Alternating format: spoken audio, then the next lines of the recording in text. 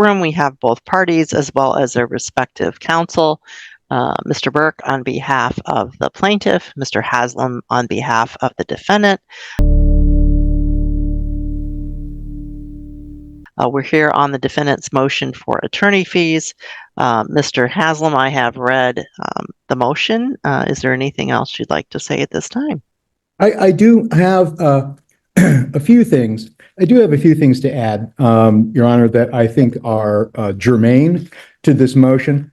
Number one, when we take the plaintiff's own appraisal and subtract the latest, at least the latest figure we have been provided with, I think from April, with respect to the marital home that she claims is all hers and refuses to acknowledge that there was any marital equity built up over the marriage, purchased with about a $17,400 down payment 2.5 weeks before marriage. That's a $340,000 source of untapped equity. She also has, again, according to the figures we were provided that date from March, over $172,124 in a 403B contributory retirement plan, which gives her, not with exactitude, because we're not subtracting her, credit card debt and things like that, I suppose, but that isn't that large. We've got a plaintiff here with a net worth exceeding $500,000. When we look at the other side, the flip side of this coin, this was a case and is a case, Your Honor, essentially of, I would suggest, gender reversal. We have a husband who doesn't earn very much. Her earnings are about 2.6 times his, even at this point. He has almost $382,000 in student loan debt. And he had to purchase a replacement transportation, that Toyota. And so that is very heavily leveraged. From the time of being in medical school, pursuant to the agreement of the family, his credit cards are tapped out. He does not have the ability, Your Honor, to walk into a bank and say, give me a personal loan. I think, as this court knows, anybody can go buy a car. That's because the new car is the collateral for the loan. And if you don't make the payment on the loan, they repossess the car and sell it. He's borrowed in the interim $10,000 from his mother, who I believe is in her 80s, but he has tapped out here his ability to borrow. And I know that counsel has thrown around a number of speculative and unsupported assertions in their response by plaintiff to this motion.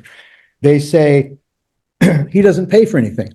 Anything he earns is just free mad money. Absolutely not true. He pays for the family's health insurance. He pays for auto insurance. He buys groceries. He pays all of the expenses for the children's expensive travel soccer, including the registration, uniforms, equipment, pays for the tournaments, and pays for the travel to take them on these travel soccer expeditions. And I know from personal experience, having done that with 2 of my children, it is very expensive. They say his loans are going to be forgiven. Absolutely not true and absolutely speculative. I think this court knows the status of student loan forgiveness programs. My client is not involved in a student loan forgiveness programs. The only way these loans are going to be paid back is by him paying them. And that's the fact at this point. That's entirely speculative. They say he should go borrow against his 403B. He isn't vested sufficiently to the point where he can borrow against the nominal amount of money in there. If I recall correctly, I think that's somewhere in the range of about $30,000, but he simply can't tap that at this point.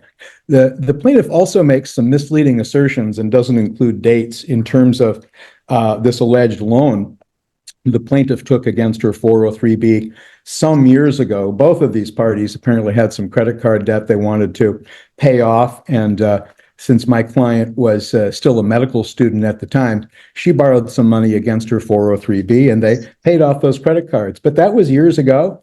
And his credit cards are back to being maxed out because of all the expenses that he has incurred.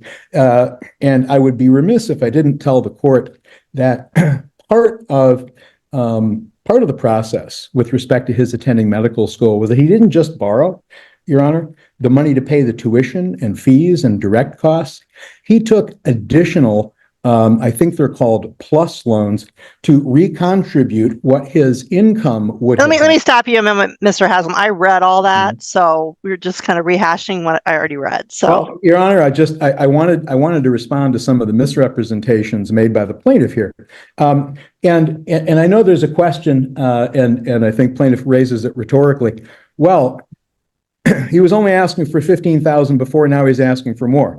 Well, as you read in my supplement, Your Honor, we wasted almost an entire day at mediation with no response other than just flat no's to the plaintiff. We then find out that they have hired a very expensive valuation analyst, Michelle Gallagher, and paid $5,000. She claims the source of some of her expenditures are loans from her parents. We've seen no promissory notes. To the extent her litigation is being funded, when she makes between $150,000 and $160,000 a year, being funded by third parties, I think that makes it more appropriate to give him an award of fees. Look, she's taken the position that as far as their children are concerned, and they're both still living together in the marital home, he can have parenting time as they agree when he's not working, and that should be in a final judgment, and that none of this $340,000 in equity in the marital residence he's entitled to. And then they have the temerity to file a response to a motion alleging in a public court file, implying that somehow my client, when getting massages to treat his spinal radiculopathy, his cervical spine radiculopathy from his years of firefighting, that somehow he's consorting with prostitutes. I find that argument and that strategy to be simply absolutely inappropriate. We're asking for the increased amount because unfortunately we can see the handwriting on the wall here. And with her $500,000 in assets to fund this, in addition to receiving additional money from her parents, my client being tapped out and his only source of funds being his 80-something-year-old mother, and that has come to an end. He is entitled to an award of fees and costs under MCR 3.602D to enable himself to hire an expert, pay his lawyer, and fund his defense of this action. Mr. Burke. Thank you, Your Honor. I don't want to regurgitate what is in my responses and briefs. I know that was probably a lot of reading for you, but I want to just note the timeline of defendant demanding $25,000 in attorney fees. He filed this motion immediately before mediation in an attempt to coerce a settlement. And Your Honor, Ms. Brandt did participate in mediation in good faith. We actually went over the time limit that we had originally scheduled for mediation. I pushed back appointments in that day to complete mediation. And quite simply, we weren't going to agree to defendant's demands. And what does he do after this? He increases it by $10,000 after mediation. And quite simply, this is nothing more than a money grab, Your Honor. All right, guys. Today we are going to dive straight into a courtroom showdown where money, power, and entitlement collide. The video opens with a bold claim that instantly frames the wife as someone trying to take everything for herself. We're told she believes the marital home belongs only to her and that she's sitting on massive assets. Right away, the tone is confrontational and emotionally charged. The narrator sets up a classic battle of fairness versus greed. Both parties come from wealthy families, which adds another layer of tension. The courtroom atmosphere feels serious and intense from the first seconds. You can already sense that this won't be a simple disagreement. It's the perfect hook that pulls viewers into the conflict. The defendant makes $65,000. As referenced in my brief, that is an average household income in Michigan. And the only financial document before this court, when it's defendant's burden to prove this motion, is actually an exhibit that we submitted showing his attested monthly expenses, which are nominal. I've recently reviewed some financial statements provided by defendant showing that his student loan payments are about $50 a month from the withdrawals that I could see out of one account. I know that Mr. Haslam focused on the equity in the house. That's not relevant as to an ability to pay. And the reality is that Ms. Brandt still has a loan against her retirement account for the $14,000 in credit card fees that she paid on defendant's behalf.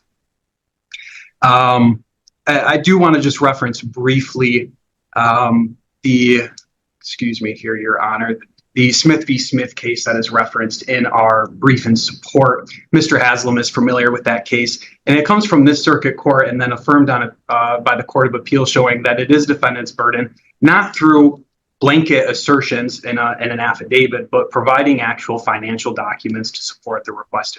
All right, guys. Today we are going to unpack the heart of the drama where the husband's attorney lays out a powerful financial imbalance. The lawyer reveals the wife's huge home equity and retirement savings, painting a picture of wealth. Meanwhile, the husband is buried under hundreds of thousands in student loan debt. He's borrowing money from his elderly mother just to survive the legal fight. The attorney explains how the husband covers family expenses despite earning far less. Accusations fly as the wife's side downplays his struggles. Tension rises when personal attacks are brought into the case. The courtroom shifts from numbers to emotional warfare. This section shows how unfair and heated the battle has become. Relief. The defendant has very minimum expenses, and his income is quite simply disposable income that he uses for his sole benefit. We ask that the court deny this motion. We think that he has the ability to pay, especially considering the fact that in less than a year, he's going to be making in excess of over $300,000. In addition to that, there are several loans available for resident physicians, recognizing that in this interim residency period, they don't make significant money compared to what they will make outside of their residency. He has funds available to him, and we ask that the court deny this motion. Right. Thank you, Your Honor.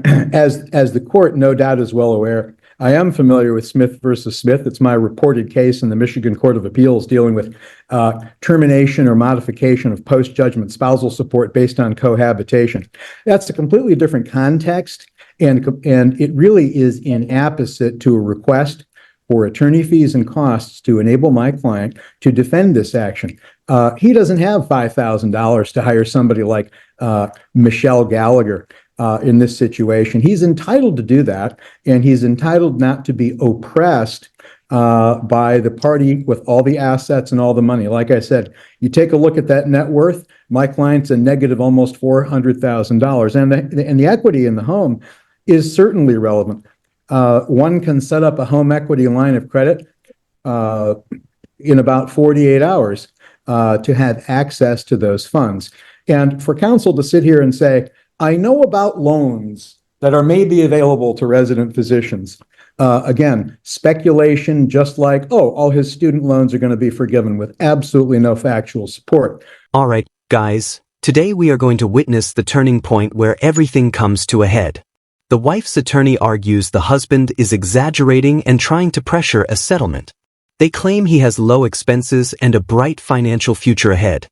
What we do have factual support for, Your Honor, is that the plaintiff here has an income that far surpasses my client. We have to look at this point in time.